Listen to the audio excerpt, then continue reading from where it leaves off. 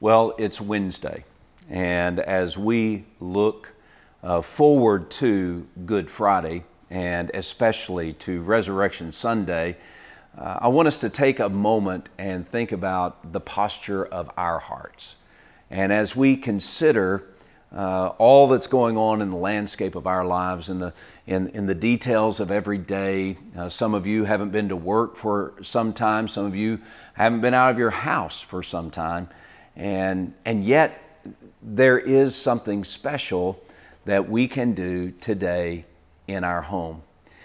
In John chapter 12, let me read this passage, and then let's talk about how we can look at this Wednesday of Holy Week leading up to Easter Sunday and what we can do as described in this passage. This is John chapter 12. 6 days before the Passover. That means it's 6 days before Jesus is about to be crucified. Jesus came to Bethany where Lazarus, who had been dead, whom he had raised from the dead. And there they made him a supper, and Martha served. But Lazarus was one of those who sat at the table with him. Then Mary took a pound of very costly spikenard, anointed the feet of Jesus, and wiped his feet with her hair. And the house was filled with the fragrance of the oil. As we look at this passage, I want you, just 3 verses, but I want you to be captured by worship. There is an audaciousness that takes place in this moment. And it's in the home of Simon, who had been healed by Jesus, and in attendance was Lazarus, who had been raised from the dead by Jesus, and there are Mary and Martha, who had experienced the power of Jesus, giving them rescuing hope in the in-between, and they're all gathered together as a celebration of who Jesus is. They gathered to worship Him. And today, if you're a follower of Christ, you've tasted this glorious grace that washes away your sin. You've seen the power of God pulse through your soul, shattering your fears. We know Jesus as our good shepherd and our rescuer, and because of that, we have one clear response as we approach Him. In good times, in difficult times, in pandemic times, we must worship Jesus, our King. Mary teaches us so much here in this passage. She expressed her love for Jesus through an extravagant act of worship. She loved Jesus, and she would pay any price to honor Him. And the price was hefty. It was a pound of very costly oil. It was a precious perfume. Some have measured it to cost $6,000 in today's economy. It was an expensive gift.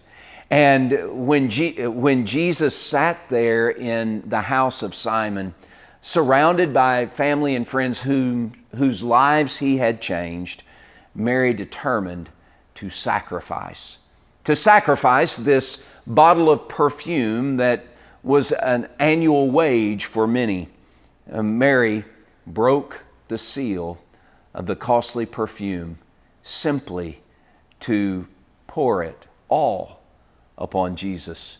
And she sacrificed. And our worship must include sacrifice. Worship is not worship if it's not sacrificial in its expression. Audacious, extravagant worship is sacrificial. What is it that we are sacrificing in our worship for Jesus? What keeps us from sacrificing in our worship to Jesus? Mary was ready to give this costly, priceless perfume to express her worship. Extravagant worship is sacrificial.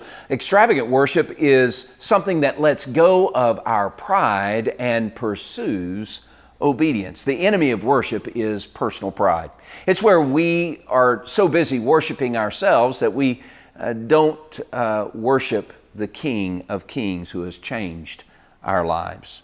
Extravagant worship means that we fall down before Jesus the King and pay homage to Him. Now I want you to get the picture. Mary poured the costly perfume on the head of Jesus, and that was something of a normal thing in the Oriental homes where you would adorn an honored guest with costly perfume. But Mary did more. Mary poured the perfume on the feet of Jesus. And then she did the unimaginable. In a Jewish home, the hair of a woman was her crown and her glory. And Mary took her crown and her glory, and she wiped the feet of Jesus and rubbed in that costly perfume. It was a picture of Mary humbling herself perfectly, sacrificially, obediently, completely before Jesus. Is there anything in your life or mine that would keep us from worshiping Jesus like that? If we're going to worship Jesus in a way that is due Him, in a way that honors Him, we must let go of our pride, humble ourselves before Him, and pursue an obedient life before Him. Is there anything that keeps us from being humble before Jesus today? Extravagant worship, audacious worship is sacrificial. It lets go of pride and pursues obedience, and it also expresses love. Extravagant love demands extravagant expression. When Edie and I were in love, we still are in love, but when we were just beginning that love journey, I would do all sorts of things just to let her know, hey, I'm thinking about you. On our first date, I put together a mixtape, and it was a tape back then. It was a cassette tape, not an 8-track, but it was a mixtape of songs that I thought she would enjoy. And I took her and I fixed her a meal, and I cooked for her, and that was sacrificial expression for her to know that I really did value this time with her. In the same way, when we come before the King of Kings and the Lord of Lords, we need to show with an extravagant expression our extravagant love for Jesus. We break the seal of extravagance, and the aroma of love begins to drift through our soul and begins to lift to the very throne room of heaven and fill the nostrils of Jesus and fill Him with pleasure. Can I ask you, how are we showing our love for Jesus? How are we expressing to Him our extravagant love? Well, in this day and time, as we're stuck in our homes, I want to also key in on a couple of things, or just one more thing. Do you realize that this extravagant worship didn't take place in the Temple of Jerusalem?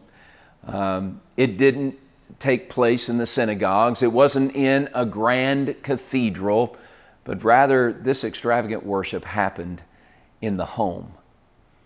People gathered around at the feet of Jesus, worshiping Him with extravagant, audacious worship. I just want to remind you that the worship that we express in our homes today must carry with it great audaciousness, extravagance, from a heart that is humble before Him, from a life that is obedient to Him. And it can happen right there in your home. As we march toward Easter, and we're going to do Easter differently this year in our homes, please understand that the Spirit of God who works in our gathered assembly in our buildings is the same Spirit that's working in your home today. So break open the flask, unleash the perfume, and worship the Lord together.